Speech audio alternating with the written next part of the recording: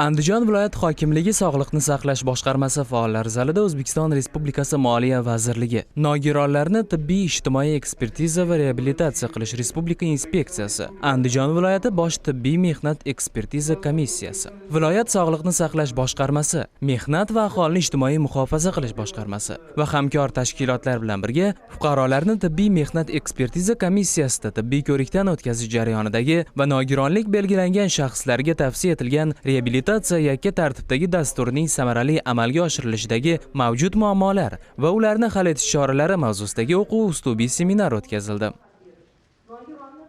Mana viloyatimizda 50 mingdan ziyod nogiron bo'lsa, bu nogironlar kechagina biz oilamizning a'zolari yoki bizni kollektivimizda birga ishlagan shu kollektivimiz a'zolari bo'lgan.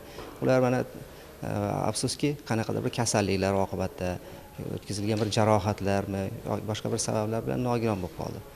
Endi bu nogironlarga biz o'z qo'limizni cho'zishimiz kerak, yordam qo'limizni cho'zishimiz kerakki, ular ertaga o'zimizning davramizga qaytsin, oilamizga qaytsin, kasbiga qaytsin, davlatga bir manfaat keltirsin.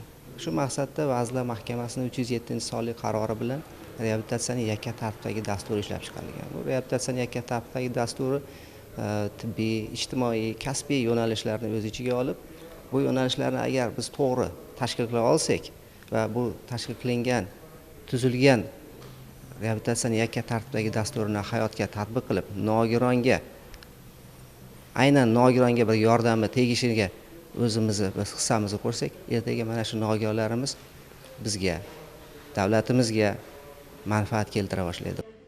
Jahon Sog'liqni saqlash tashkilotining bergan ma'lumotlariga asosan yer yuzida 60-70% nogironlarning u yoki bu qismi tibbiy, kasbiy, ijtimoiy reabilitatsiyaga muhtoj. Bu degani ularning o'z vazifasini qisman yoki to'laqonli bajarmay qo'ygan a'zolarni qayta tiklash, o'z faoliyatiga qaytarish, kasbga yo'naltirish va turli muammolarni hal qilishga ko'maklashmoq zarur. Xususan viloyatimizda o'z uyida va maxsus maktab internatlarida ta'lim olayotgan bolalarning hammasi ta'limning keyingi bosqichiga yo'naltirilgan. Seminarda shuningdek tizimdagi muammoli masalalar atroflicha o'rganilib, turli takliflar qabul qilindi.